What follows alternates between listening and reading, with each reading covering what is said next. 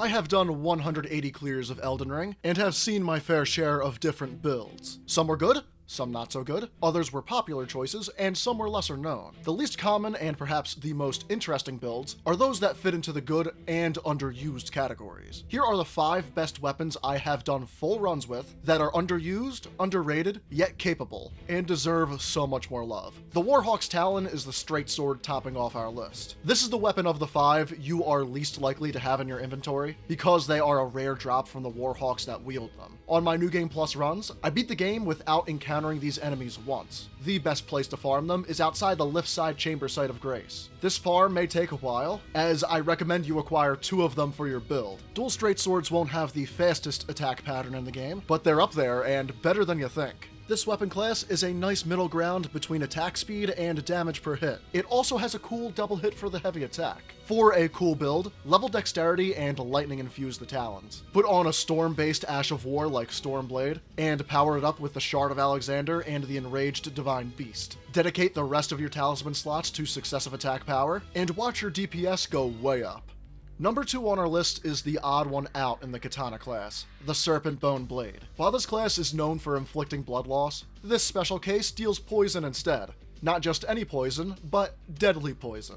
This is the variant of the status effect that deals more damage per second with a trade-off of lower duration. Will the damage done by this type of poison be lower? Measuring from the status effect damage alone? Sure. But if we use Kindred of Rot's Exaltation Talisman, which gives us a boost to all damage when we inflict poison or rot, you'll find that deadly poison can be quite useful. Also, the charged attacks are a double swipe unique to the sword outside the DLC, making it another good candidate for a successive attack power build. In any solid weapon list, there has to be a strength weapon. The Executioner's Great Axe is a rare drop from the undead enemies using it, most of which are found off the beaten path. My farming area of choice was the graveyard east of the lake-facing cliff site of Grace. Many Dark Souls 3 veterans will see the resemblance to the weapon Dragon Slayer armor slapped us around with. Once you have the weapon, you need to heavy infuse it and decimate your enemies with Lightning Slash for the roleplay. It is a great axe and does massive poise damage, so when you realize it has a crit multiplier of 115 instead of 100, you'll be even more encouraged towards aggression.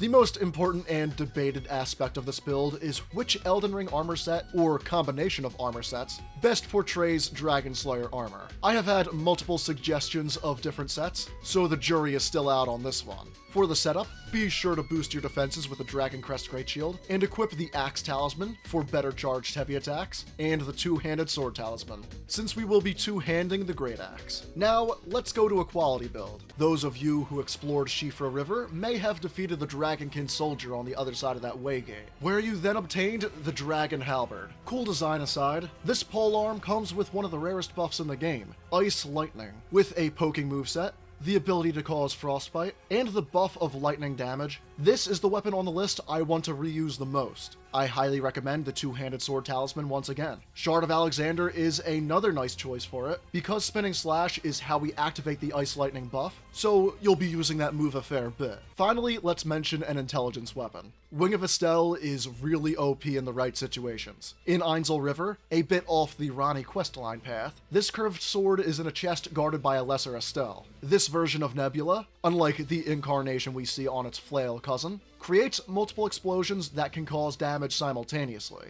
Needless to say, this is great for damage and breaking poise. The more volumetrically substantial your adversary, the better the move will treat you. The charged heavy attack is unique in that it fires off a projectile. It's cool, but the range is quite limited, and you're much better off going for more attacks with the Nebula. Shard of Alexander is a must here. As with every curved sword, you cannot go wrong with successive attack power. This is my list of 5 great underused weapons you need to try. I have builds for each and every one of these, so if one in particular catches your eye, please check the description and you'll see a full video on it. There were, of course, several candidates that could have made the list but did not, such as the Beast Claw Great Hammer or the Pickaxe. So if you enjoyed this video, let me know down in the comments below, as well as any other suggestions for this category. If this video does well enough, I can make a follow-up video, no problem. Should you find yourself liking these videos, the best way you can let me know is by leaving a comment, liking, and subscribing, as TheJerseySide posts a new video every Friday at 5 p.m. Eastern Time.